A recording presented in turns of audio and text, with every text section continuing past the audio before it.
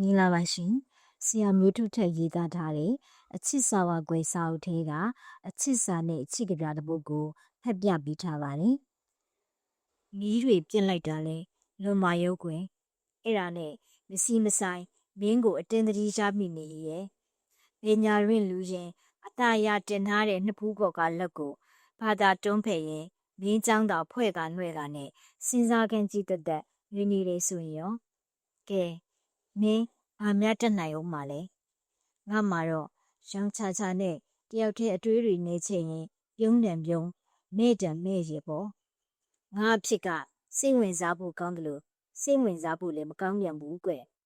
မရေရမသေးကြတဲ့အဲ့ဒီချစ်ချင်းကြီးကိုတယောက်တည်းစိတ်လိုလဲရစုပ်ကင်ထားရင်ကိုဟာကိုအမိုက်တဆဖြစ်နေတာတေချာနေပြန်ပေါ့ခင်မဲမသိကိုဖြစ်နေတာပါကွယ်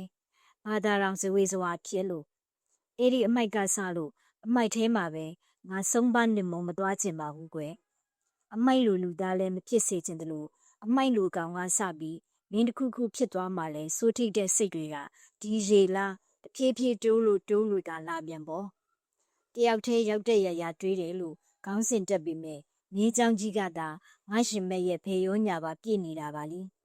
တခုခုလိုချင်ရင်တခုခုပေးရတယ်ဆိုပေမဲ့ငါမှပေးเสียချစ်ချင်းသာရှိကြရဲ့ကွယ်